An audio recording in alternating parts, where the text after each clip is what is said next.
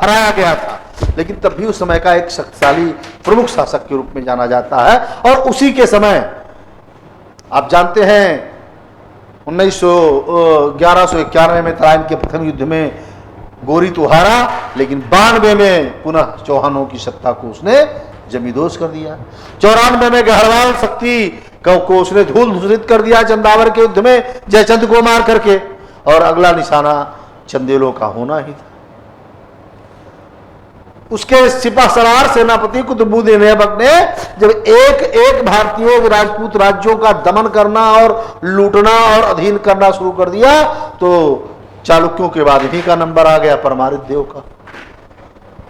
कहने के लिए ये राजपूत शक्तियां किसी न किसी रूप में इस्लामिक सत्ता स्थापित होने के बाद भी विद्यमान रही। पृथ्वीराज चौहान के बाद हरिराज गद्दी पर बैठा, जिसे अंततः जहर खाकर के आत्महत्या करनी पड़ी। जयचंद के बाद उसका बेटा हरिश्चंद्र गद्दी पर बैठा, जौनपुर के आसपास अधीनस्थ शासक के रूप में, भले ही बाद में हटा दिया गया हो, लेकिन परमार हुए, चंदेल हुए, ये सब इल्तुतमिश नहीं, अलाउद्दीन के समय तक किसी न किसी रूप में शासन करते रहे, लेकिन सीमित हो चुके थे। परमारित देव के बाद कोई ऐसा शासक नहीं हुआ जिसके विषय में कुछ महत्वपूर्ण राजनीतिक उपलब्धि अथवा अन्य किसी प्रकार की उपलब्धि देखी जाए। सर, ये चंदेल वंश में रानी दुर्गावती हुई है, ये इसके अकबर के समय, इनका राज्य यहाँ से कालिंजर से लेकर गोंडवाना तमाम सामंत थे। तो चंपत राय की जो पत्नी दुर्गावती थी, वो भी बुंदेलखंड में 36 साल भी तो हुआ था। बुंदेलखंड का राजा था वहां का। इस समय भी बहुत सारे राजा हैं। अब राजा की प्रथा तो नहीं है, लेकिन प्रतापगढ़ में 8-10 राजा हैं। और अगर कुंडा के राजा साहब कहें कि हमारा राज वहां से वहां तक है, तो राज तो कुंडा भी नहीं है। तो राज तो उस समय था इल्तुतमिश का, राज तो था उस समय अलाउद्दीन का। इसलिए राजनीतिक उपलब्धि नहीं थी, संप्रभु जिसे कहा जाता है वो स्थिति नहीं थी। ये अलग बात है, जीत करके मिलाया नहीं गया था। अकबर से पहले जिस समय होता क्या था, जब केंद्रीय सत्ता क्या होती थी कमजोर, तो राजा अपनी स्वतंत्रता घोषित कर देते थे। स्वतंत्रता का मतलब क्या होता था? स्वतंत्रता का मतलब सिर्फ इतना ही होता था कि वो राजा को टैक्स देना, कर देना बंद कर देते थे। अथवा दूसरा काम क्या करते थे, सामंती व्यवस्था से ये व्यवस्था लागू हो गई थी। जो सामंती व्यवस्था इस काल में है, वह दिल्ली सल्तनत में क्या कहलाएगी? इक्तादारी प्रथा। इक्ता भी अधीनस्थ शासक या अधीनस्थ कर्मचारी होते थे, और उनको नकद वेतन की जगह पर निश्चित जागीर दी जाती थी, भूमि दी जाती थी, उस सेवा में आते थे। वही मुगल काल में क्या हो जाएगी? मनसबदारी। हर कर्मचारी को सैनिक सेवा भी करनी पड़ेगी, निश्चित घोड़े भी रखने पड़ेंगे, और उसके एवज में उसे कुछ को नगद पैसा दिया जाएगा, लेकिन ज्यादातर को एक निश्चित जागीर अर्थात भूखंड दिया जाएगा। तो ये सब भी जागीरदार कह दीजिए, अक्तादार कह दीजिए, अथवा अधीनस्थ शासक की भूमिका में थे। लेकिन जैसे दिल्ली कमजोर होता था, वैसे लोग अपनी स्वतंत्रता घोषित करते थे। तो ये जो शासक थी कौन? दुर्गावती। ये कहां की थी? गोंडवाना की। गोंडवाना में इनका हुआ करता था, बुंदेलखंड का एक हिस्सा हुआ करता था। जैसे 36 साल कहां का शासक था मुगलों के समय में? बुंदेलखंड का शासक था पर्टिकुलर, है ना। 36 साल के पिताजी बाबा कौन थे? वीर सिंह बुंदेला। वीर सिंह बुंदेला की वीर सिंह बुंदेला आप जानते हैं, वीर सिंह बुंदेला के ही माध्यम से जहांगीर ने हत्या करवा दी थी अकबर के सबसे प्रिय, किसकी? अबुल फजल की। बहुत नाराज हुआ था वो। वीर सिंह बुंदेला कौन था? वो 36 साल का ही पिता उस क्षेत्र का उसके अधीन था। मौका पाने पे 36 साल स्वतंत्र हुए। उसकी मदद मराठों ने भी की, आप जानते हैं मस्तानी वाली कहानी। तो वो समय पर होता क्या था, जब केंद्रीय सत्ता कमजोर होती थी तो स्वतंत्र घोषित कर देते थे। वह दूसरी बात हुई। जिस समय की हम लोग चर्चा कर रहे हैं, भाई इस समय सिसोदिया वंश भी तो था। जब मुगल स्वतंत्र होते थे जब अंग्रेज आए और अंग्रेजों ने विभिन्न राज्यों का यहां विलय किया तो बहुत सारे राजा थे। कहीं उन क्षेत्रों में जहां पहले राजा हुआ करते थे, कहीं सिंधिया था, कहीं गायकवाड़ था, अलग अलग मराठे राजा हुआ करते थे। लेकिन क्या उनका कोई अस्तित्व था? नहीं था। इसलिए क्योंकि अंग्रेजों ने उन्हें जीत करके अधीनस्थ के रूप में स्थापित कर दिया था। उनकी संप्रभुता बची नहीं थी। संप्रभुता तो बेंजामिन ने नहीं छोड़ी थी, सहायक करके। वही स्थिति इनकी यहां हुआ करती थी कि परमारित देव के बाद चंदेलों की शक्ति नाम मात्र की रही, जो बुंदेलखंड के आसपास सिर्फ शासन करते रहे और इनका कोई विशेष राजनीतिक या सांस्कृतिक उपलब्धि नहीं रही। क्यों? क्योंकि केंद्र की सत्ता पर अब इल्तुतमिश से लेकर के और अलाउद्दीन तक के लोग विद्यमान थे। और जैसे ही ये सर उठाने का प्रयास करते थे, अन्य क्षेत्रों को जीतने का प्रयास करते थे, वैसे ही तुर्की सेना जाकर के रौंद देती थी। ये अलग बात है कि इस पूरी राजपुताना को दिल्ली सल्तनत से जोड़ा किसने? अलाउद्दीन खिलजी। अलाउद्दीन खिलजी तक ये चंदेल, ये परमार, ये हराए तो गए थे, बार बार कुतुबुद्दीन ऐबक ने हराया, इनकी सत्ता को समाप्त किया, लेकिन फिर भी ये है अपने उन स्थानों पर बने रहे, लेकिन उनका कोई विशेष महत्व नहीं रहा। खैर, चंदेलों को आप इसलिए सिर्फ याद करते हैं क्योंकि वास्तुकला की दृष्टि से खजुराहो के निर्माण में यशोवर्मन धंग और गंड के नेतृत्व में नागर शैली के बड़े भव्य और उत्कृष्ट मंदिर बने हुए हैं। इन चंदेलों ने भी सांस्कृतिक विकास, जैसे कीर्तिवर्मन ने प्रबोध चंद्रोदय के लेखक कृष्ण मिश्र को शरण दिया था, वैसे उसने कीरत सागर का भी निर्माण किया था। इन्होंने शैव और वैष्णव धर्म को पुनः आगे बढ़ाने का भी काम किया था। परमारित देव के दरबार में जगनिक रहा करता था, जिसने परमाल रासोर फालखंड की रचना की थी। उन्हीं के दरबार में दो बनाफर सरदार, उनके सामंत, जिसका भी आप नाम लेते हैं, जिसकी चर्चा हुई है आलखंड में, कौन? आल्हा और उदर रहा करते थे।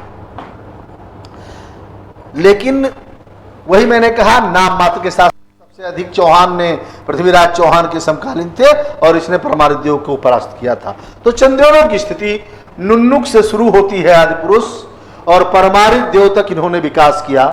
कहने के लिए बाद में अंतिम रूप से के समय में ये जीते जा सके, इल्तुतमिश ने इनका अंत किया, लेकिन परमारित देव के बाद इनकी संप्रभुता नहीं रह गई। चंदेलों की तरह ही परमार भी थे। मालवा में जो उज्जैनी का बेल्ट है, पूर्वी मालवा और पश्चिमी मालवा,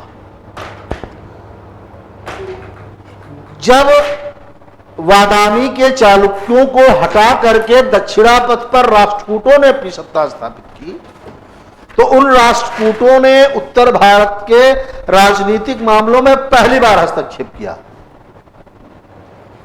और उसके पीछे सिर्फ मालवा पर अपने आधिपत्य को स्थापित करना था और राष्ट्रकूट कर ले गए थे।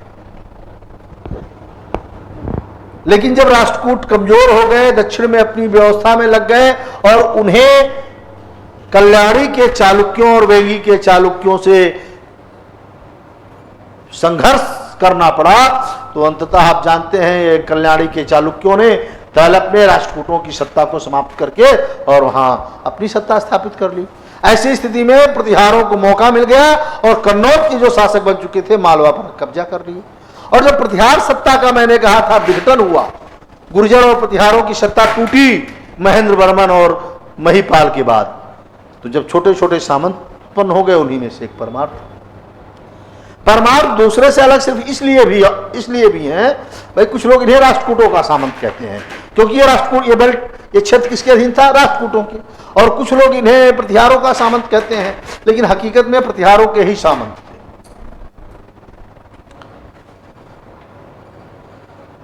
उपेंद्र से जो है इनकी स्थिति शुरू होती है, लेकिन व्यवस्थित रूप से इसे सियक के समय में किया गया।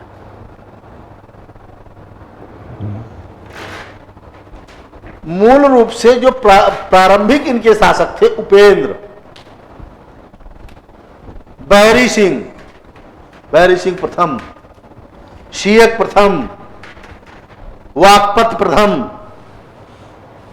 बैरी सिंह द्वितीय और सियक द्वितीय, यहां तक अर्थात उपेंद्र से लेकर के सियक द्वितीय तक यह संप्रभु नहीं थे।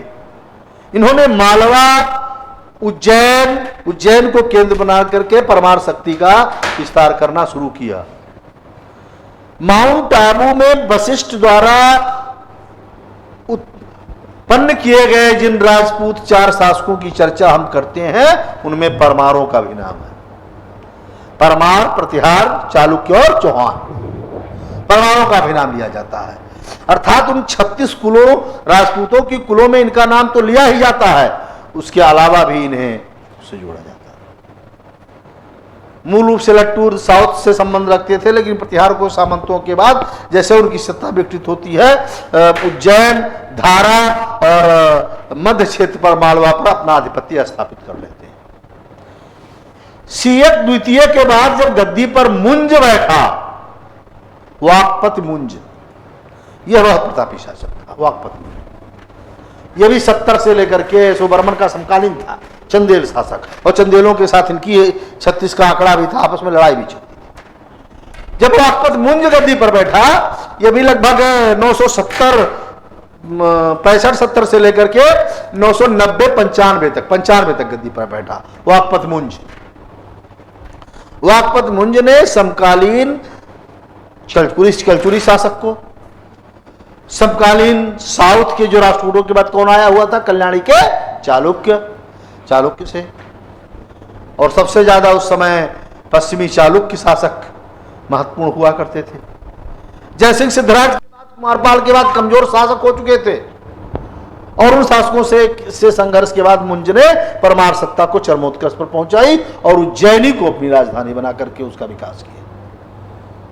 मुंज के बाद गद्दी पर 995 से लेकर के 1000 ईस्वी तक गद्दी पर बैठा सिंधुराज।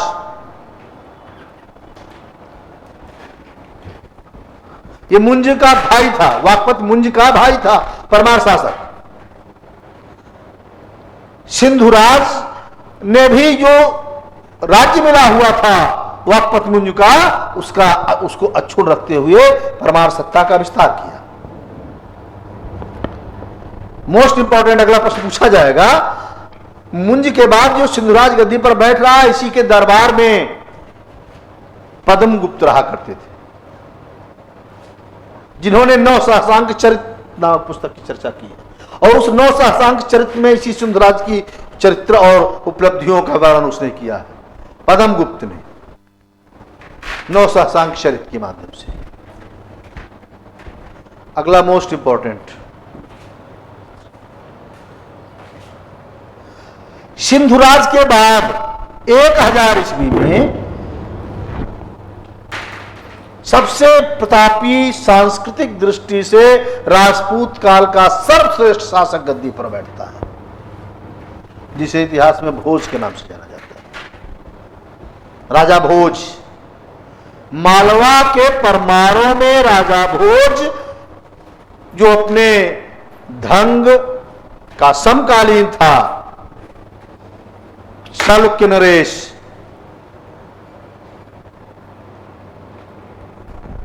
सबसे प्रतापी शासक हुआ। राजधानी उज्जैनी से हटा करके इसने धारा स्थानांतरित की और इनका राजनीतिक विस्तार से अधिक सांस्कृतिक विस्तार किया परमारों का। और आप जानते हैं भोज बहुत बड़ा खुद लेखक विद्वान था संस्कृत का, कई किताबें उसने लिखी हैं। सम्रांगण सूत्रधार बहुत प्रसिद्ध पुस्तक उसकी है, भोज की। और इसकी मृत्यु पर आप जानते हैं बहुत प्रसिद्ध उक्ति हो गई थी, अद्य धारा निराधारा निरालंबा सरस्वती और विद्वान दोनों निराश्रित हो गए। 1000 से 1055 तक भोज ने शासन किया। भोज धारा इसकी राजनीतिक उपलब्धियों से जो समकालीन कलचुरी शासक था लक्ष्मीकर्ण, जो चालुक्य शासक थे, और जो दक्षिण का शासक था तैलप, ये सब क्योंकि इन राज्यों को इसने हराया था। एक संघ बना करके कलचुरियों, चंदेलों और पश्चिमी चालुक्यों ने आक्रमण कर दिया धारा पर और धारा को लूटा।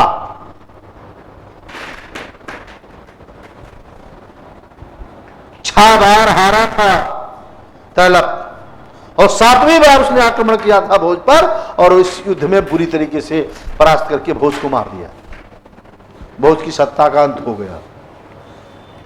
कहने के बाद इसके बाद जय शक्ति गद्दी पर बैठा, उसने पुनः इसे व्यवस्थित करने का प्रयास किया। उदयादित्य जब गद्दी पर बैठा परमाणु में, तो इसने भोज के खोई हुई पुनः उपलब्धियों को लाने का प्रयास किया। लेकिन आप जानते हैं इस समय तक क्या हो चुका था? तुर्की राज्य यहां स्थापित हो चुका था। यह अलग बात है, किसी न किसी रूप में ये अलाउद्दीन के समय तक टिमटिमाते रहे, लेकिन जैसे ही ये कमजोर हुए वैसे चंदेलों ने इनके क्षेत्रों पर कब्जा करके, जो बुंदेलखंड पर शासन कर रहे थे, परमारों की सत्ता को चंदेलों ने चोट पहुंचाई। ऊपर के हिस्से को किसने ज्यादातर जीत लिया? कलचुरियों ने, लक्ष्मीकर्ण के नेतृत्व में।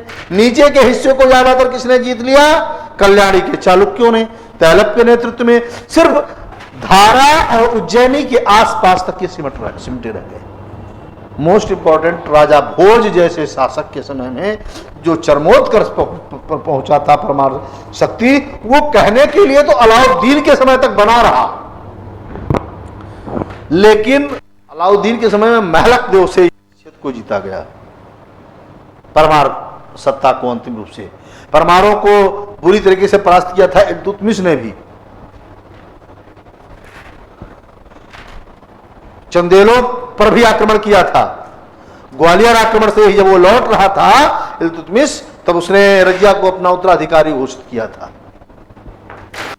तो इस्लामिक सत्ता तक यह संघर्ष करते रहे, लेकिन धीरे धीरे इनका भी अस्तित्व खत्म हो गया। इस तरीके से मालवा में उदित होने वाले गुप्त उत्तर काल में परमार एक महत्वपूर्ण राजपूत शक्ति के रूप में जाने गए। ऐसे एक छोटी शक्ति का उदय हुआ। आज जहां जबलपुर है, आज जहां भोपाल है, वहां कलचुरियों की सत्ता स्थापित, और कोक्कल से इनकी सत्ता का विस्तार शुरू होता है। कहने के लिए सामंत के रूप में, प्रतिहारों के सामंत के रूप में विद्यमान थे, लेकिन कोक्कल ने पहली बार अपना घोषित किया संप्रभुता और त्रिपुरी के आसपास राजधानी बना करके शासन का विस्तार शुरू किया। इस वंश के गांगेय देव, बहुत सारे शासक हुए हैं। गांगेय देव ने उड़ीसा से लेकर के और चंदेल तक के राज्यों पर आक्रमण करके विजय प्राप्त की और विक्रमादित्य की उपाधि धारण की। गांगेय देव इस वंश का सबसे प्रतापी शासक हुआ है लक्ष्मीकर्ण। गजनवी के आक्रमण के बाद लगभग 1063 तक इसने शासन किया, और जब गजनवी का आक्रमण हो रहा था कलचुरी में कौन शासन कर रहा था? गांगेय देव। क्योंकि वहां तक नहीं गया हुआ था।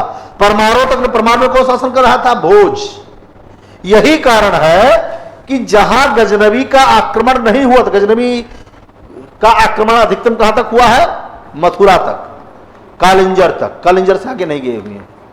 इसी कारण इन क्षेत्रों में राजनीतिक दृष्टि से अधिक उठापटक आपको दिखाई देती है। और लक्ष्मीकर्ण बनारस से लेकर के और उज्जैन तक के क्षेत्रों को जीत करके एक विशाल कलचुरी राज्य की स्थापना करता है। कलचुरी लक्ष्मीकर्ण ने, चंदेलों ने, चालुक्यों ने एक संघ बनाया था। किसके खिलाफ? परमारों के खिलाफ। और उस संघ ने भोज पर, धारा पर आक्रमण करके धारा नगरी को जला दिया था। धारा नगरी 6 दिन तक जल रहा था, लूट डाला था। मुंज ने 6 बार आक्रमण करके हारने के बाद 7वीं बार परास्त करके मार डाला भोज को। लेकिन उसके बाद जो गद्दी पर बैठे, समाप्त किया लक्ष्मीकर्ण ने। उसके बाद उदयादित्य जब आया, उदयादित्य ने लक्ष्मीकर्ण के बाद कमजोर हुए कलचुरी साम्राज्य को समाप्त कर दिया, और कलचुरियों की सत्ता परमारों से पहले समाप्त हो गई। परमार तो अलाउद्दीन के समय तक टिमटिमाते हुए अपने अस्तित्व को बनाए रखे, लेकिन कलचुरी सत्ता का अंत हो गया। पूर्व में सेनों ने, पश्चिम दक्षिण के परमारों ने और पश्चिम के गहर वालों ने इनकी सत्ता को समाप्त कर दिया। गोरी के आक्रमण तक कलचुरी सत्ता प्रकाश में नहीं रही, क्योंकि अपने आप को काशी के राजा कहने वाले गहड़वालों की सत्ता, गहड़वाल कमजोर नहीं थे। आलखंड में इनकी भी चर्चा होती है, जयचंद की भी चर्चा होती है। गहड़वाल पृथ्वीराज चौहान से टक्कर ले, उसमें तीनों शक्तियां बहुत तगड़ी थी। परमादित्य देव के नेतृत्व में चंदेल, पृथ्वीराज चौहान के नेतृत्व में चौहान और जयचंद के नेतृत्व में गहड़वाल। अगर ये सब इकट्ठा हो गए होते समकालीन शासक तो शायद परिणाम कुछ और हुआ होता। राजपूतों के पराजय के कारण पूछा जाएगा आप लोगों की परीक्षाओं में, निश्चित पूछा जाएगा। और आप 25 कारण लिखेंगे और अगर एक कारण छोड़ देंगे तो आपको नंबर नहीं मिलेगा। सबसे बड़ा कारण क्या था? एकता का अभाव, रंजिश, व्यक्तिगत कारण। मूल कारण यही था, ना तो गजनबी के आक्रमण के समय और ना तो गोरी के आक्रमण के समय ये राजपूत राज एक नहीं हो पाए। जबकि आप जानते हैं इन आक्रमणों से पहले इन्हीं राजपूतों के समय तक भी किसी न किसी तरीके से मध्य से एशिया से आने वाली वो हूण शक्तियां अपने आप को स्थापित करने का प्रयास कर रही थी, लेकिन इन्होंने करने नहीं दिया। चौहानों का जो पुराना इतिहास है, उन इतिहासों में विदेशी शक्तियों, तुर्क शक्तियों को बुरी तरीके से परास्त करने का भी उल्लेख है, पर हराया गया था इन्हें। लेकिन इस समय की जो सबसे महत्वपूर्ण चीज थी आपसी रंजिश, सब इकट्ठा होकर के उसके अगेंस्ट लड़ नहीं पाए। परमादित्य देव की सेना, जयचंद की सेना, पृथ्वीराज की सेना, चालुक्यों की सेना, अगर सभी सेनाएं इकट्ठा होकर के उनका एक साथ आक्रमण किए होते तो परिणाम कुछ और होता। आप जानते हैं यह निश्चित था, 100% लग रहा था पानीपत के तृतीय युद्ध के पहले कि भारत पर शासन कौन करेगा? मराठे करेंगे। कटक से अटक तक उन्होंने अपनी सत्ता को हरा दिया था। बाजीराव प्रथम एक ऐसा शक्तिशाली पेशवा और शासक हुआ है जिसने बुंदेलखंड ही नहीं, साउथ से लेकर के और दिल्ली तक के राजा को नकेल डाल दिया था। और बाजीराव का जो पुत्र था बालाजी बाजीराव, उसी के समय तो हुआ यह युद्ध। मराठा सेना कमजोर नहीं थी, कमजोर कही जाती है, एकता का अभाव था। भारत एक राष्ट्र नहीं था। उस समय एक बड़ा राज्य हुआ करता था अवध, यहां गद्दी पर बैठा हुआ था सुजाउद्दौला। उसने किसका साथ दिया था? अहमद शाह अब्दाली का साथ दिया। बगल में रुहेलखंड था, वहां के शासक ने ही, क्या नाम था उसका, रुहेला शासक, उसने ही तो आमंत्रित किया और सबको मिला करके और सारे राजाओं को उधर उस पक्ष में कर दिया। एकमात्र जाट सूरजमल मराठों के पक्ष में आया था, लेकिन बाद में उसने भी अपनी सेना, मतक न होने के कारण वो भी अपनी सेना वापस लेकर के चला गया। तो परिणाम आप जानते हैं। ये कोई पहली बार ऐसा नहीं हुआ था। अगर आम्भी के साथ मिलकर के पोरस ने शुरू में ही सिकंदर को रोकने का प्रयास किया होता, सिकंदर को छोटी छोटी लड़ाकू जनजातियों ने, कठों ने, गोल्गी निकायों ने, सांबों ने, मुस्कों ने पानी पिला दिया था सिकंदर को। आज के ज्यादातर इतिहासकारों का मानना है कि व्यास नदी से आगे न बढ़ पाने की हिम्मत सिर्फ इसीलिए नहीं कर पा रहे थे सिकंदर के सैनिक, क्योंकि उनके मन के अंदर भारतीय सैनिकों का भय व्याप्त हो गया था। उन्हें लगता था कि जब ये छोटी छोटी जनजाति, छोटे छोटे गणराज्य के सैनिकों की ये हाल है, और जब हम विशाल सैनिक से हमारी टक्कर होगी तो हमारा हाल क्या होगा। राजपूतों के साथ यही हुआ। इन्होंने सिर्फ और सिर्फ अपनी शान शौकत और सामंती व्यवस्था के अधीन जो बुराइयां हुई थी, उन बुराइयों में अपने आप को रखा, और ऐन वक्त पर जब आक्रमण की स्थिति आई तो पारस्परिक वैमनस्य और एकता के अभाव के कारण ये स्थितियां। भारत पर पहला मुस्लिम आक्रमण कौन सा हुआ है? अरब। मोहम्मद बिन कासिम ने 711 ईस्वी में किया था। और उसमें अधिकांश जातियों ने, स्थानीय शासकों ने उसका साथ दिया था, मोहम्मद बिन कासिम का साथ दिया। मेदकों ने, बौद्धों ने खुल करके साथ दिया था मोहम्मद बिन कासिम का, समर्थन किया था मोहम्मद बिन कासिम का। राजपूतों की एकता का भाव। कलचुरियों की ही तरह पूरब में किसने अपनी सत्ता स्थापित की थी? पाल और सेन वंश ने। पाल के विषय में आप पढ़ चुके हैं। मौर्यों के समय से ही बंगाल भारत का एक हिस्सा था, लेकिन कामरूप उनका हिस्सा नहीं था। आप जानते हैं गुप्त काल में भी पूरी तरीके से बंगाल पर गुप्तों का शासन हुआ करता था।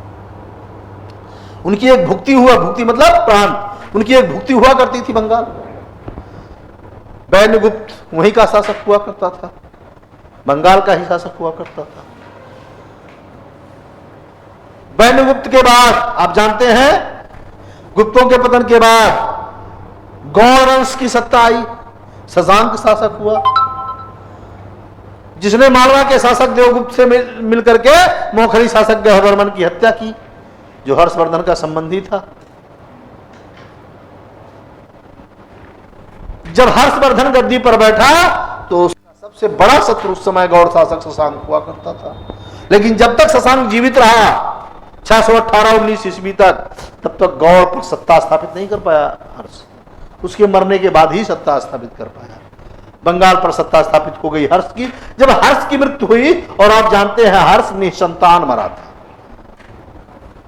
तो वहां अव्यवस्था की स्थिति आई, मत्स्य न्याय की स्थिति आई। और उस अव्यवस्था और मत्स्य न्याय में बंगाल के लोगों ने, वहां के नागरिकों ने गोपाल नामक व्यक्ति को अपना, और गोपाल से लेकर के सेनों के उदय तक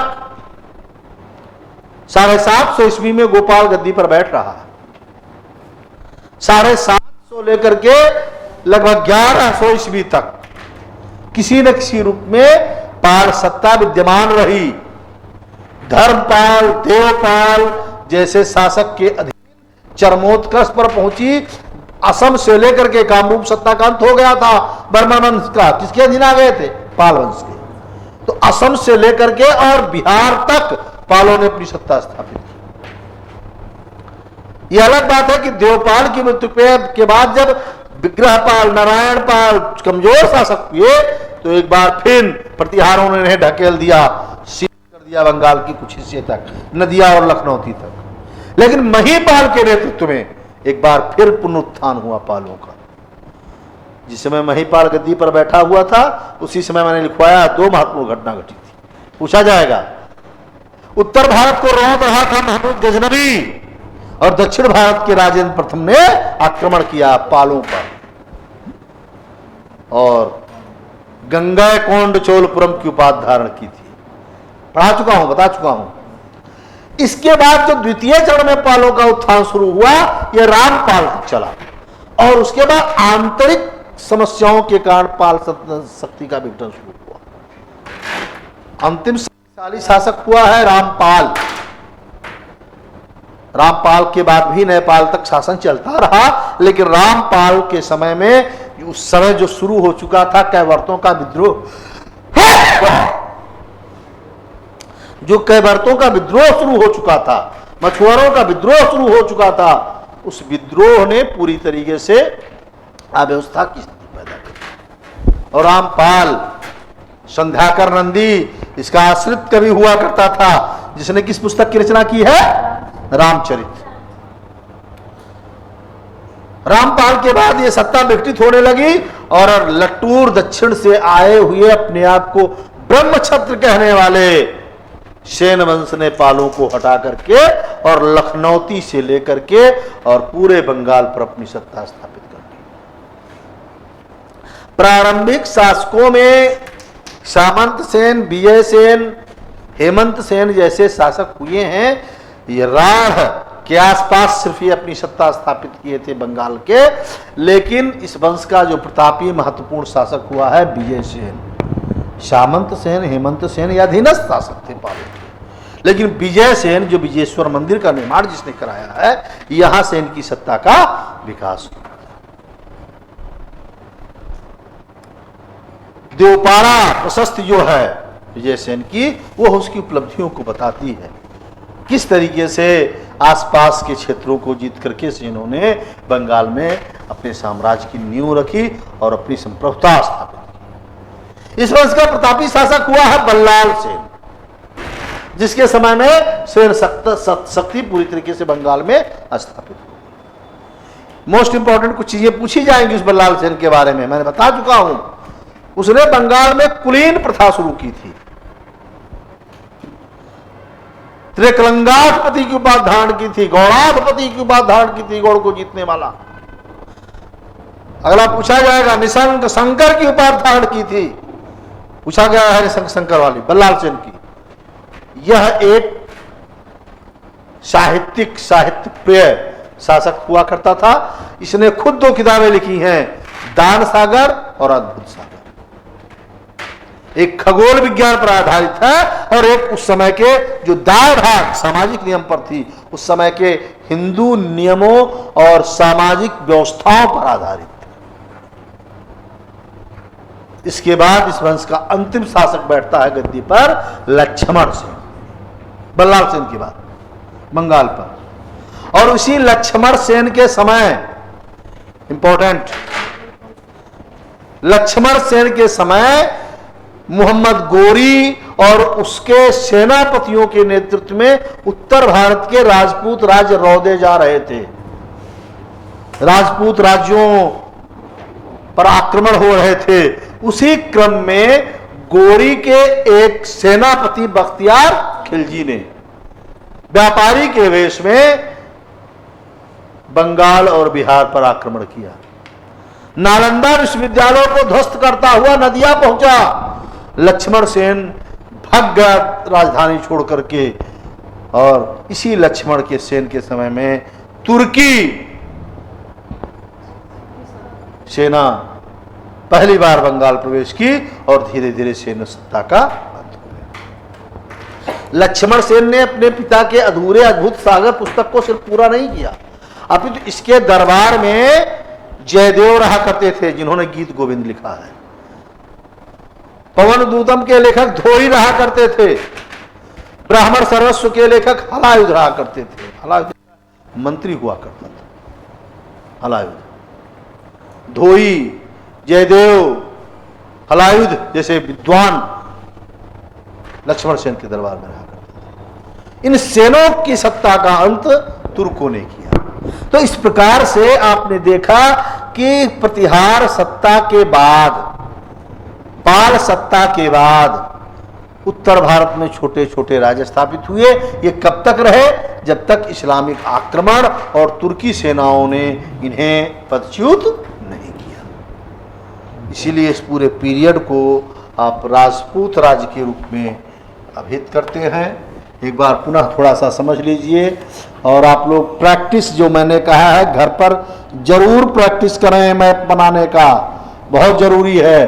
प्राचीन भारत की चर्चा यदि आप मैप बना करके करेंगे तो बहुत अच्छे अंक आपको मिलेंगे। इसको फिर से कर दें, क्योंकि साउथ में कोई विशेष रोल नहीं रहा है। ज़्यादातर ये कहाँ के राज्य हैं? उत्तर भारत के। दक्षिण में किस तरीके से चालुक्य, राष्ट्रकूट, पल्लव, चोलों ने अपनी प्रभुसत्ता स्थापित की है, हम साउथ का इतिहास आपको पढ़ाएंगे, बताएंगे।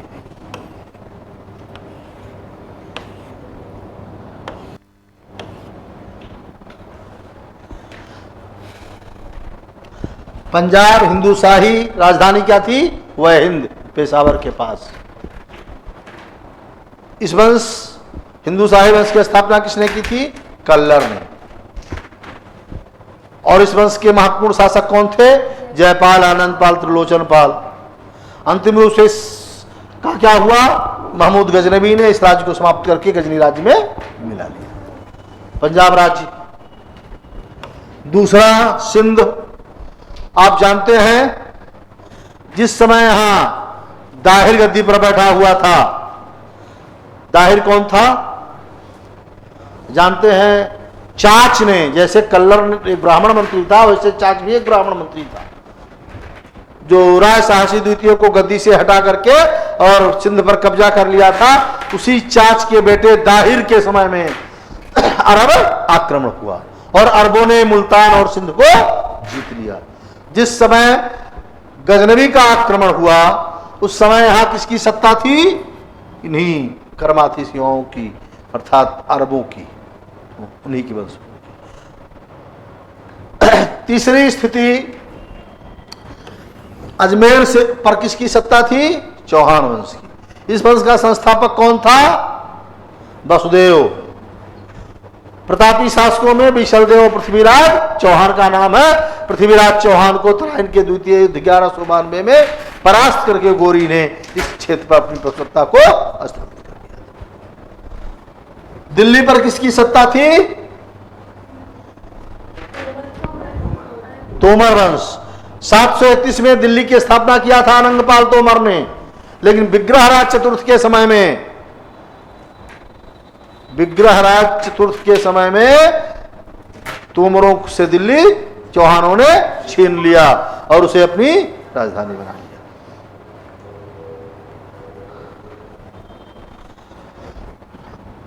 बुंदेलखंड पर किसकी सत्ता थी? चंदेल। नुन्नुक से लेकर के और परमारित देव तक धंग गंड यशोवर्मन के नेतृत्व में चंदेल सत्ता चरमोत्कर्ष पर पहुंची और खजुराहो को सांस्कृतिक और वास्तुकला का मुख्य केंद्र बना दिया। मालवा पर परमारों ने उपेंद्र और सीयक से शुरू हुई मुंज, सिंधुराज और धारा के भोज के समय में चरमोत्कर्ष पर पहुंचा और अंत में स्थानीय शक्तियों ने इसे परास्त करके और उज्जैनी और धारा के आसपास तक सीमित कर दिया।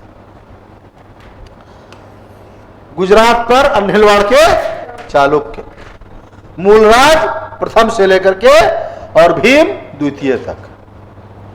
महत्वपूर्ण शासकों में भीम प्रथम, जयसिंह सिद्धराज, कुमार पाल जैसे शासक हुए और अंतिम रूप से भीम द्वितीय के समय कुतुबुद्दीन ऐबक ने रौंद डाला। इनकी सत्ता का अंत करके लवा प्रसाद विमल शाह के नेतृत्व में यहां बघेल वंश की स्थापना कर दी।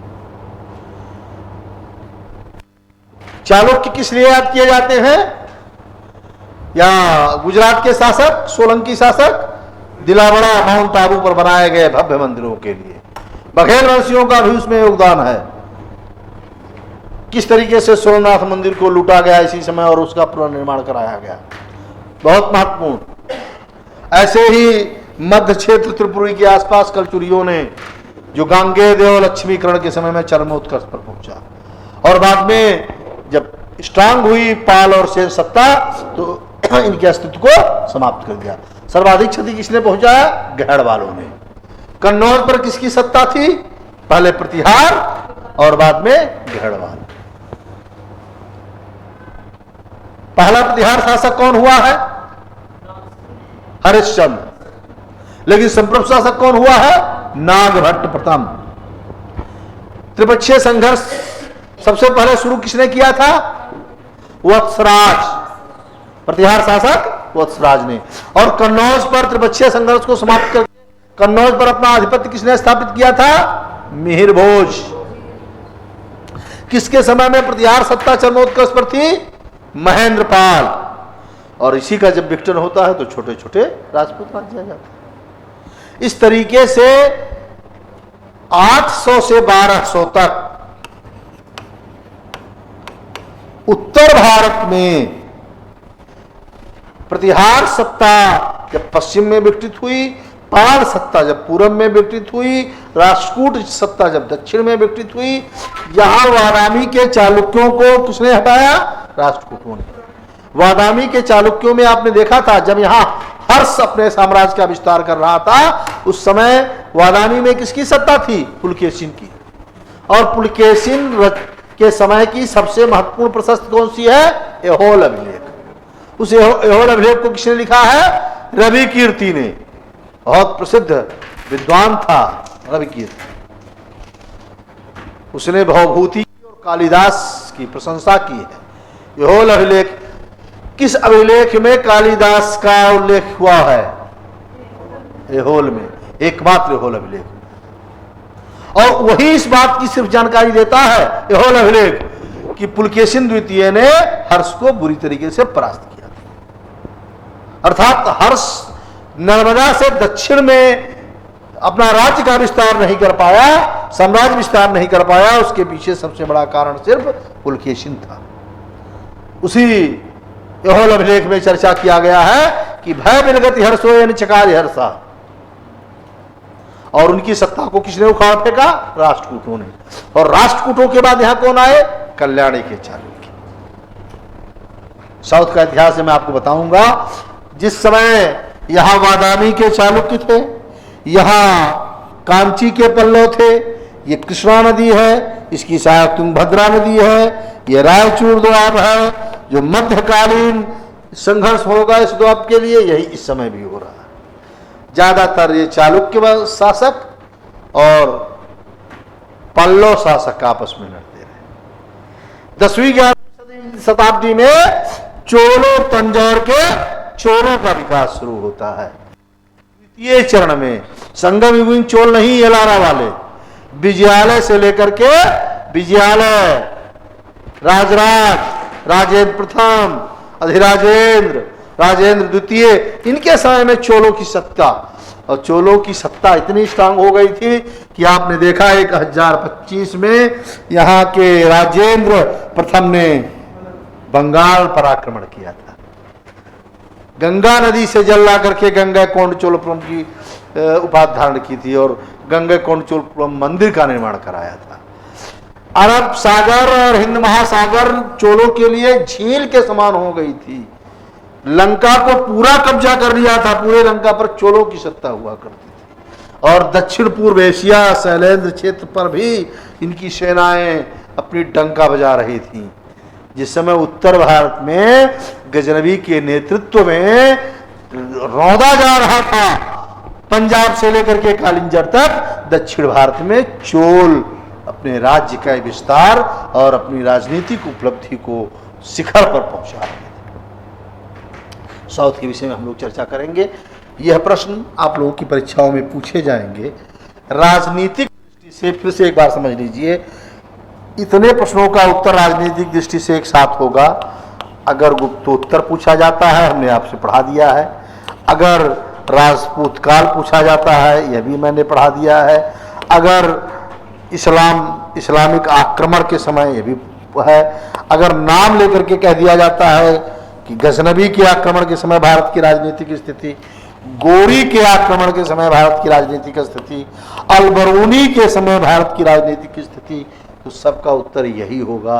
अभी आपने देखा कि किस तरीके से विकेंद्रीकरण की स्थिति में और छोटे छोटे राज्य उदित हुए इस्लामिक आक्रमणों के समय, यह अपने अस्तित्व को बनाए रखने में सफल रहे।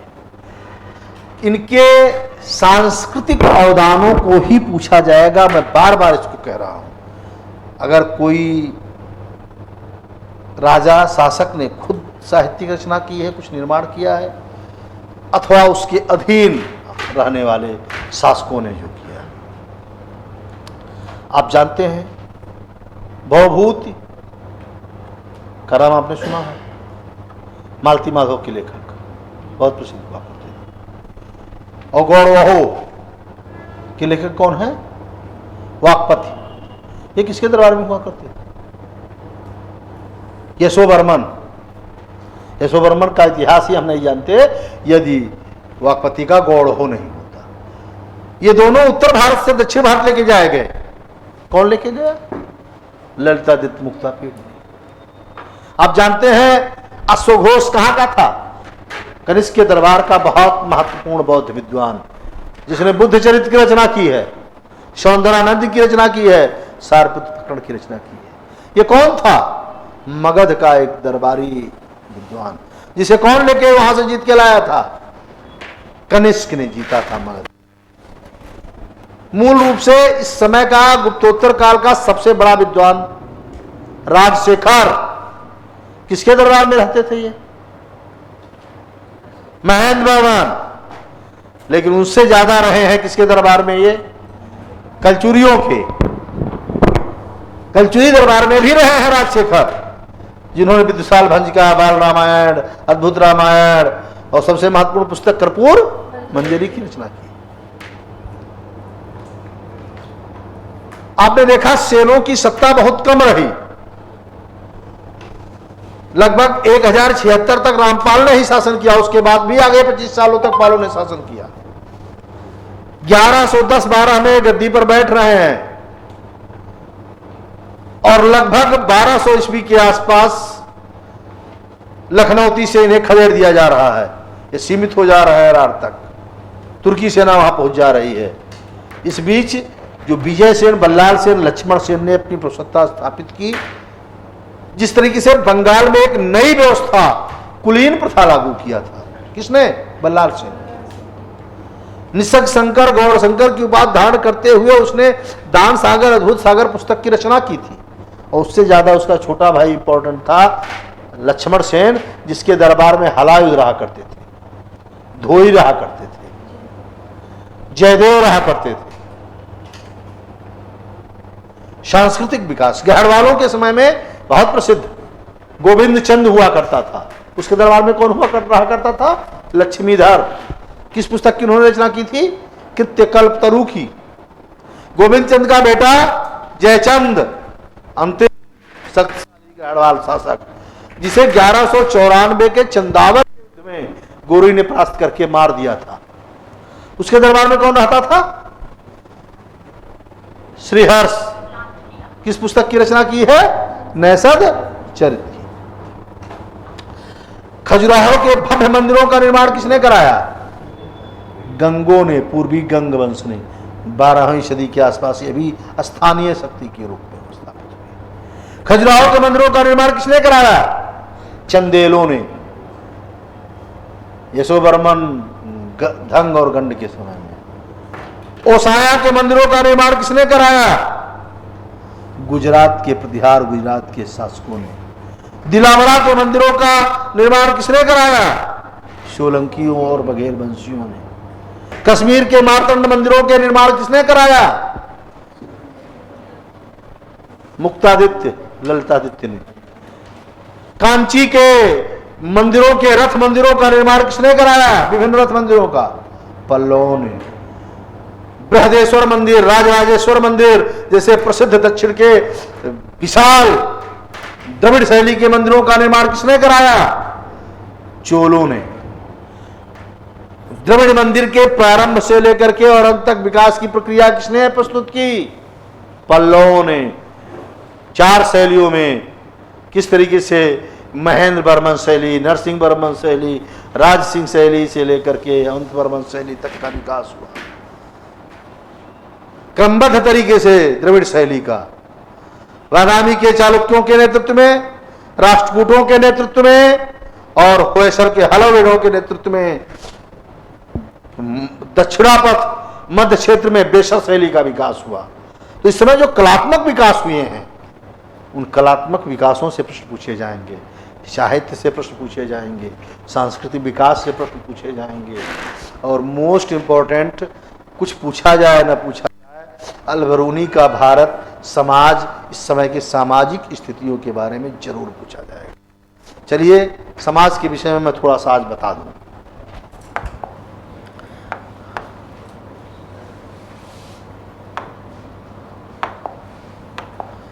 गुप्तोत्तर समाज।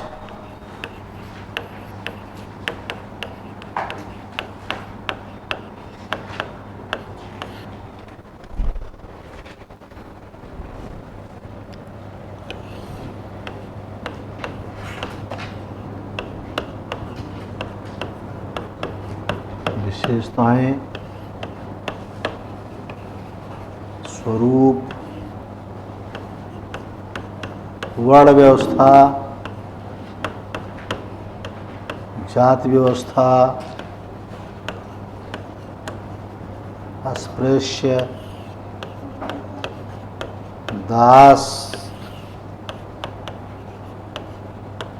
स्त्री दशा, प्रथाएं, विवाह,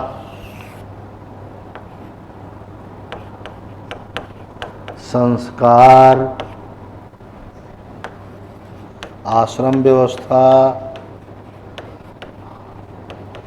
पुरुषार्थ, शिक्षा, मनोरंजन, वस्त्र, आभूषण, अंत्येष्टि। थोड़ा सा समझ लीजिए, इंपॉर्टेंट, मोस्ट इंपॉर्टेंट।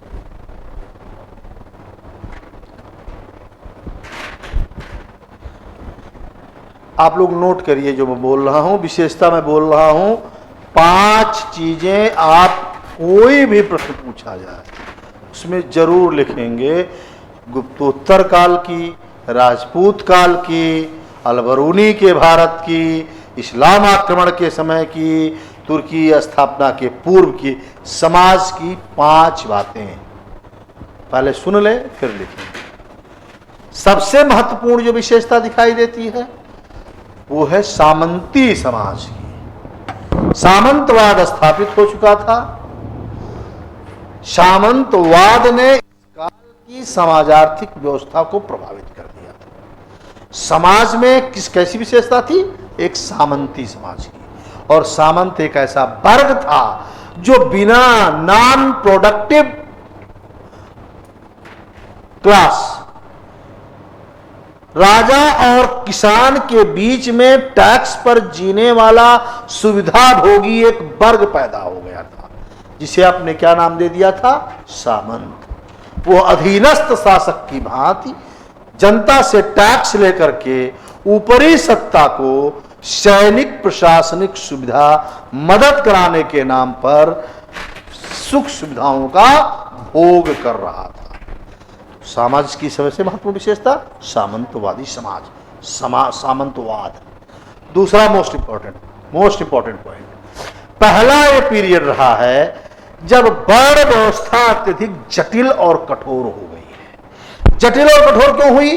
बाह्य आक्रमणों के कारण, इस्लामिक आक्रमणों तक शास्त्रों ने, स्मृतियों ने वर्ण व्यवस्थाओं को दूषित न होने के लिए अत्यधिक जटिल और कठोर कर दिया। और उस कारण क्या था कि हर वर्ग अपने कामों को छोड़ करके दूसरे वर्णों के कामों को अपना रहा था, जिसे पुराणों में कलयुग कहा गया है कि शूद्र अपने कामों को छोड़ करके वैश्य और ब्राह्मण और क्षत्रिय के कर्म को अपना रहे थे। तो वर्ण व्यवस्था अत्यधिक जटिल और कठोर। मोस्ट इंपॉर्टेंट अगला पॉइंट क्या है? दूसरे के बाद तीसरा ये पूछा जाएगा। इस वर्ण व्यवस्था के कारण, सामंती व्यवस्था के कारण राजपूतों का उदय हुआ। राजपूत कौन थे? सामंत थे। इस व्यवस्था के कारण मोस्ट इंपॉर्टेंट ये पूछा जाएगा, इसको जरूर लिखना है, वैश्यों की स्थिति में गिरावट और शूद्रों की स्थिति में उत्थान हुआ। वैश्य शूद्र के स्तर तक गिर गए और शूद्र वैश्य के स्तर तक उठ गए।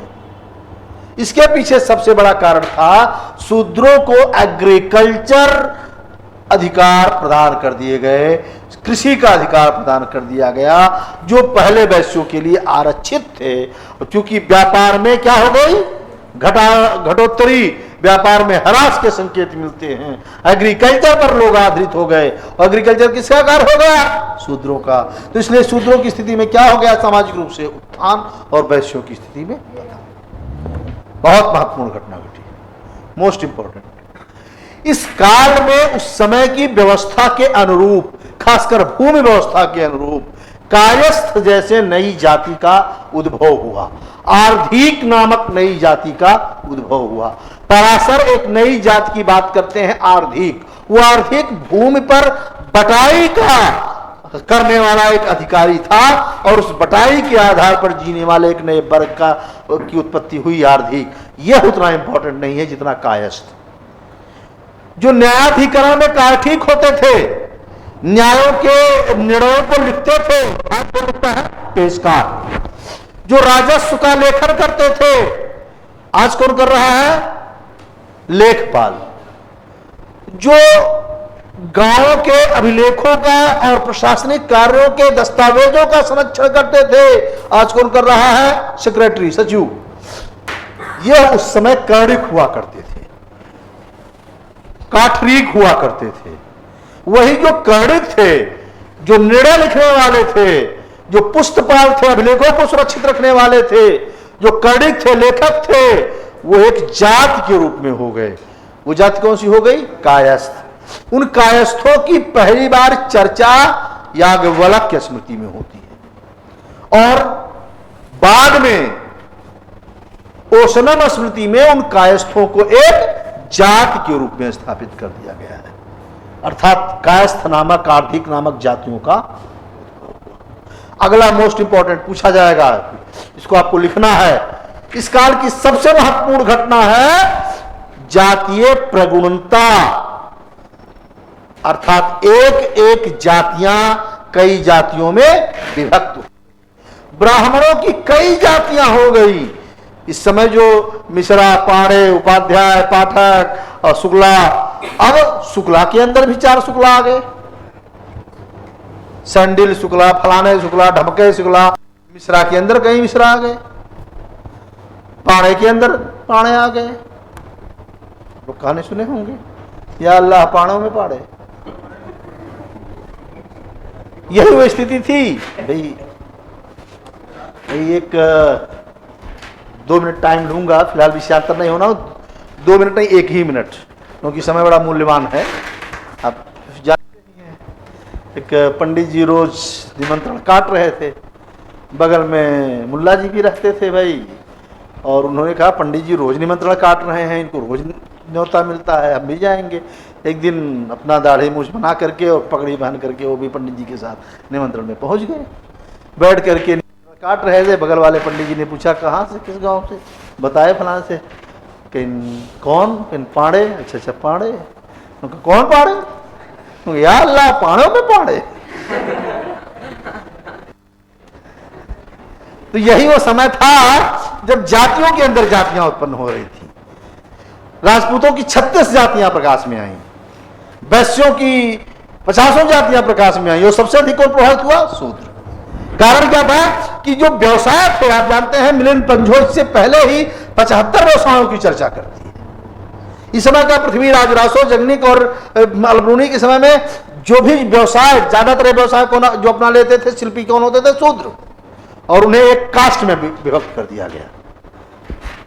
व्यवसाय अब किस क्या बन गई थी? जाति। पहले भी मछुआरे एक जाति हो गए, मल्लाह एक जाति हो गए, फूल वाले एक जाति हो गए, चर्मकार एक जाति हो गए, नाई एक जाति। जो भी जो जिस व्यवसाय को अपना ले रहा है, वो जातियों में जातीय प्रवणता आ गई। इस समय की बहुत महत्वपूर्ण घटना है सामाजिक दृष्टि से। अर्थात 5 चीजें तो जरूर लिखेंगे। एक सामंतवाद, एक जातीय व्यवस्था का अत्यधिक जटिल और कठोर होना, और तीसरा वैश्यों की स्थिति में उत्थान, शूद्रों की स्थिति में वैश्यों की स्थिति में गिरावट और शूद्रों की स्थिति में उत्थान, और अगला कायस्थ नामक जाति और आर्थिक नामक जाति का उद्भव, और 5वां जातीय प्रगुणता। मोस्ट इंपॉर्टेंट, जब इस काल के गुप्तोत्तर काल के सामाजिक विशेषताओं की चर्चा आप करेंगे तो आप सबसे पहले यही लिखेंगे जिसकी चर्चा हम लोग कह रहे हैं कि इस काल में, मौर्योत्तर काल में शुरू होने वाला वह सामंतवाद की प्रक्रिया इस समय चरमोत्कर्ष पर पहुंच गई। सबसे महत्वपूर्ण पहला टॉपिक हमने क्या कहा? सामंती समाज, सामंतवाद। यह सामंतवाद क्या है? हकीकत में इन अर्थों में सामंतवाद, जिस अर्थों में हम लोग पढ़ रहे हैं, यह पहली बार राम शरण शर्मा, आर्य शर्मा की किताब आप लोग पढ़ते हैं। उन्होंने एक किताब स्वतंत्र लिखी है सामंतवाद नाम से। सामंतवाद में उन्होंने इसकी व्याख्या की है। राम शरण शर्मा एक लेखक हुए हैं, बहुत ही प्रसिद्ध, जो इसके बारे में पूरी तरीके से चर्चा करते हैं। सामंती, आपने कहा सामंतवाद का मतलब क्या है? अधीनस्थ शासक। राजा और किसान के बीच में कई शासक पैदा हो गए। ये पैदा क्यों हुए? आज हम लोग सामंतवाद के विषय में थोड़ा सा समझ ही लें, फिर मैं इसे बताऊंगा। पहला विशेषता क्या था? सामंती समाज। सामंत से सामंतवाद बना हुआ है, और सामंतवाद एक विचारधारा हो गया, शोषणकारी विचारधारा। राजा और प्रजा के बीच में एक नया अनुत्पादक वर्ग। पहले सीधा राजा टैक्स लेता था, सब कुछ राजा होता था, बीच में आ गया सामंत। यूरोपीय, बिल्कुल आप वही कह सकते हैं, वो है ना बिचौलिया। बिचौलिया को ब्रोकर कहा जाता है, दलाल। तो बिचौलिया आ गया, अधीनस्थ शासक। लेकिन इसके अंदर संपूर्ण पावर होने लगा तो केंद्रीय सत्ता कमजोर हो गई।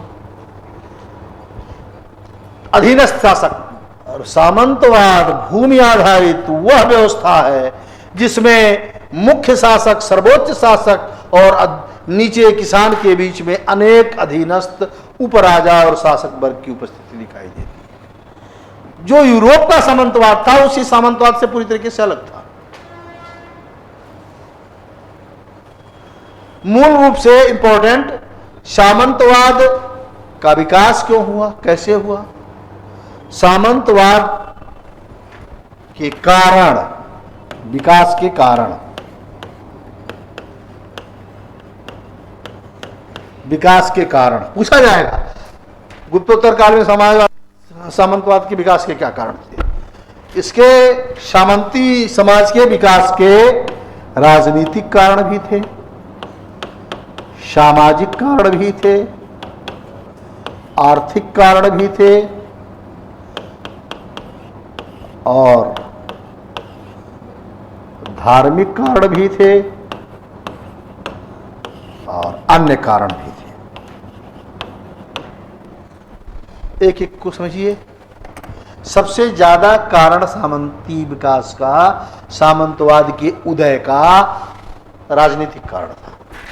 राजनीतिक कारणों में मैं 10-12 कारण आपको बताऊंगा, कम से कम 3-4 कारण तो लिखते ही रहेंगे, लिखेंगे ही आप। सबसे बड़ा कारण क्या हुआ सामंती विकास का? जब केंद्रीय सत्ता कमजोर होती है तो छोटे छोटे अधीनस्थ शासक उदय होते हैं, अर्थात केंद्रीय सत्ता का कमजोर होना इस समय की बहुत ही महत्वपूर्ण घटना थी। दूसरा, एक तो कारण हो गया केंद्रीय सत्ता का कमजोर होना, जिसके कारण स्थानीय सत्ता का विकास हुआ। दूसरा, मोस्ट इंपॉर्टेंट, आपने देखा बाह्य आक्रमण हुआ, और ये बाह्य आक्रमणकारी भारतीय समाज में समाहित कर लिए गए। और भारतीय जब समाज में समाहित कर लिए गए तो इन्हें कौन सा स्थान दिया गया? निम्न क्षत्रिय का। और ये विजेता थे, जीत करके आए थे, तो ये शासक वर्ग के रूप में स्थापित हुए। तो अर्थात अधीनस्थ शासक की भूमिका में आ गए, और उन्होंने सामंती समाज को क्या कर दिया? विकास में महत्वपूर्ण भूमिका अदा की। अर्थात विदेशी आक्रमण और उनके शासकों का भारतीय समाज में विलय। तो यह भी बाह्य आक्रमण भी राजनीतिक कारणों में से माना जाता है, जिसके कारण सबसे महत्वपूर्ण कारण, राजा अपने अधिकारों को भूमि के साथ अधिकारियों को जो बांटने लगा, हर्ष के समय में नगद वेतन की जगह पर भूमि दी जाने लगी, और उस भूमियों के साथ साथ सिर्फ टैक्स के उपहार नहीं दिए गए, उसके साथ क्या कर दिए गए? भूमि के संपूर्ण मालिकाना अधिकार दे दिया गया। इससे भी हो गया, अर्थात राजा का जो ये ट्रांसफर पॉलिसी थी वो गलत थी, जिसके कारण सामंतवाद का विकास हुआ। अगला राजनीतिक कारण सबसे महत्वपूर्ण, उसे आप लिखेंगे, विभिन्न शासकों ने जो विभिन्न पॉलिसियां अपनाई। समुद्रगुप्त ने दक्षिण को जीता, लेकिन मिलाया अपने राज्य में नहीं। धर्म विजय उसे कहा गया, अधीनस्थ बना करके छोड़ दिया, तो वो समुद्रगुप्त के क्या हो गए? सामंत हो गए। समुद्रगुप्त ने उन्हें करद बना करके छोड़ दिया, अर्थात सिर्फ क्या कर दिया? टैक्स। समुद्रगुप्त ने आठविक राज्यों को हराया, सीमावर्ती राज्यों को हराया। किस पॉलिसी को अपनाया? परिचारिक, अपना नौकर बना के छोड़ दिया, लेकिन शासक के रूप में। वो सब क्या हो गए? सामंत। इसने क्या किया? सामंतवाद के विकास में मदद की। इस तरीके से जो पॉलिसी अपनाई, समुद्र ही नहीं, उन राजाओं ने, शासकों ने, चाहे प्रचारीकृत की हो चाहे आज्ञाकरण की हो, भाई विदेशी राजाओं के साथ कौन सी नीति अपनाई? कन्योपदान की, अपनी कन्या का विवाह कर दीजिए और हमारे चिन्ह, गौरव चिन्ह का इस्तेमाल करके शासन करिए, अर्थात अधीनस्थ शासक पैदा कर दिए। और इसके पहले क्या होता था? जीत करके उस पर अपना राज्य स्थापित कर लेते थे, जो भी व्यवस्था लागू होती थी केंद्र से होती थी। इसी अधीनस्थ शासक को ही तो सामंत कहा जा रहा है। इस व्यवस्था के कारण सामंतवाद का उदय हुआ, सामंतवाद का विकास हुआ। राजाओं ने जिस पॉलिसियों को अडॉप्ट किया। अगला, जब स्थानीय शक्ति, जैसे ऊपर वाला कमजोर होगा तो नीचे वाले उठ जाएंगे, सामंतवाद का विकास होगा। और जब नीचे वाले उठ जाएंगे तो ऊपर वाला कमजोर हो जाएगा। इसके कारण, अर्थात जैसे ही स्थानीय शक्तियां क्या हो गई, शक्तिशाली होने लगी, वैसे वो राजा से अपना संपर्क काटने लगी। इसीलिए सामंतवाद का विकास दो तरीके से, ऊपर से और नीचे से। ऊपर से राजा कर रहा है और नीचे से अधीनस्थ कर रहा है। मिलेगा, सामंतवाद का विकास दो तरीके से हुआ, एक ऊपर से और एक नीचे से। राजा के कामों से, कार्यों से जो हो रहा है वो ऊपर से हो गया, और राजा के नीचे से जो कर रहा है स्वतंत्रता घोषित का मतलब क्या हुआ? नहीं टच दूंगा राजा को, हम अपना अलग राज्य बना लेंगे। वो भी सामंत हो गया, अधीनस्थ हो गया। मूल रूप से राजा है और नीचे उसने स्वतंत्रता घोषित कर दी। वही नहीं, उसने अपने नीचे भी शुरू कर दिया वही प्रक्रिया जो राजा करता है। इसके कारण क्या हुआ? सामंतवाद का विकास हुआ। मोस्ट इंपॉर्टेंट, उस समय की परिस्थितियों ने भी, राजनीतिक परिस्थितियों ने भी, अगर चौहानों के को किस बात का गर्व है कि हमारे अधीन इतने सामंत हैं, अधीनस्थ शासक हैं, तो चंदेलों को भी होगा, परमारों को भी होगा। अधीनस्थ शासकों की संख्या बढ़ाएंगे, बड़ी बड़ी उपाधियां धारण करेंगे, परम भट्टारक, महाबलाधिकृत, ये सब गुप्तों के समय से, महासामंत, मांडलिक, महामांडलिक, तो इससे बड़े बड़े विरुद्ध धारण करना। तो भाई कोई महासामंत है, कोई सामंत है, कोई लघु सामंत है, सामंतों की कैटेगराइजेशन होनी शुरू हो जाएगी। इन कारणों से सामंतवाद का विकास होगा। राजनीतिक कारणों की तरह, इस तरह सामाजिक स्थिति में अभी आपने देखा वैश्यों की स्थिति में उत्थान हुआ और वो शासक बन गए, शूद्रों की स्थिति में उत्थान हुआ और वो शासक बन गए, ब्राह्मणों ने शस्त्र को छोड़कर के, शास्त्र को छोड़कर के शस्त्र अपना लिया, वो सामंत हो गए, अधीनस्थ शासक हो गए। उस समय की समाजार्थिक व्यवस्थाओं ने भी इनके विकास में महत्वपूर्ण भूमिका अदा। आर्थिक तो मूल रूप से था ही, क्योंकि व्यापार कम हो रहा था, दबाव पर एग्रीकल्चर पर, कृषि पर, और कृषि के अधीन अब सबको कहां से टैक्स चाहिए? एग्रीकल्चर से। और जो उत्पादी वर्ग, बड़े बड़े व्यापारी, सेठ, अन्य होते थे, अब वो उसी पर आ गए, राजा के अधीन। जब टैक्स नहीं मिलेगा, भाई आर्थिक स्थिति क्यों हुई? आर्थिक स्थिति कमजोर हो जाएगी। आप क्या कहोगे? जब तक आपके पास खूब पैसा है अपना काम करोगे, और जब नहीं होगा तो क्या करोगे? किसी के यहाँ रहन अपनी जमीन रख दोगे, किसी को, दूसरे को बेच दोगे, अर्थात भूमि से अपनी आर्थिक क्रियाओं को पूरा करने का प्रयास करोगे। राजा भी करेगा, समाज भी करेगा, व्यापारी भी करेगा, अपने अधिकारों को छोड़ेगा। राजा मंत्री की नियुक्ति करेगा, उनसे काम लेगा, लेकिन भूमि उन्होंने क्या दे देगा? जमीन दे देगा। अब जमीन का मालिक कौन हो गया? मंत्री। तो मंत्री सामंत हो गया उसका, अधीनस्थ। और जब राजा कमजोर हो जाएगा तो मंत्री उनके यहां जाना छोड़ देगा और राजा की तरह उस क्षेत्र का मालिक बनकर के बैठ जाएगा। वही सामंती है। उस समय की इकोनॉमिक सिस्टम ने इस व्यवस्था के जन्म देने में महत्वपूर्ण भूमिका अदा की, उसका बहुत बड़ा रोल रहा है। धार्मिक, आप जानते हैं राम शरण शर्मा का कहना है कि जो भूमिदान दिया गया, सबसे पहले इसका अभिलेख साक्ष्य कहां मिलता है?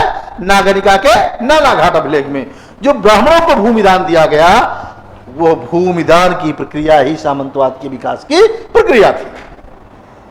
धीरे धीरे उस भूमि पर, सिर्फ भूमि को नहीं दिया गया, भूमि पर राजा ने अपने पूरे अधिकार को छोड़ दिया। नासिक गौतमी बलश्री का एक नासिक अभिलेख है जिसमें यह कहा गया है कि गौतमी पुत्र सातकर्णी ने बौद्धों को जो गांव दान में दिए, उसमें कहा गया है कोई राज सेना घुस नहीं सकती है, राजा की सेना नहीं जा सकती है और राजा के अधिकारी उसके मामलों में हस्तक्षेप नहीं करेंगे।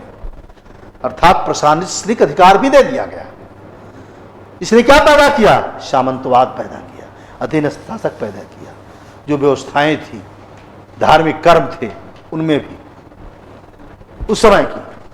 अन्य कारणों में आप जानते हैं वो भोग विलास, मध्यस्थता, तत्कालीन परिस्थिति, भाई आक्रमण हो रहा है, सेना चाहिए, अधीनस्थ लोग तो उसको मान्यता देना ही पड़ेगा, नया वर्ग पैदा ही होगा। अर्थात सामंतवाद के विकास ने, सामंतवाद समझ गए, भूमि आधारित वह व्यवस्था जो राजाओं के सबके बीच में एक चैनल के रूप में काम करती है। अनेक अनुत्पादित वर्ग उसी वहां से लेकर के पैसा लेकर के, कहां से, नीचे से उसका कुछ हिस्सा ऊपर पहुंच जाते हैं और बाकी सैन्य सेवा में उसकी मदद करते हैं। अर्थात अधीनस्थ शासक की एक वर्ग, जिसे क्या कहते हैं? सामंत। और उसका विकास क्यों हुआ? कई कारणों से हुआ उस समय के। इन कारणों से धीरे धीरे सामंतवाद का विकास शुरू हुआ, जो उत्तर काल में आते आते उस पूरी राजनीतिक, सामाजिक, आर्थिक व्यवस्था को बुरी तरीके से प्रभावित किया। किसने? सामंतवाद ने। इसके आगे की चीजें मैं आपको कल बताऊंगा। कोई प्रश्न किसी का?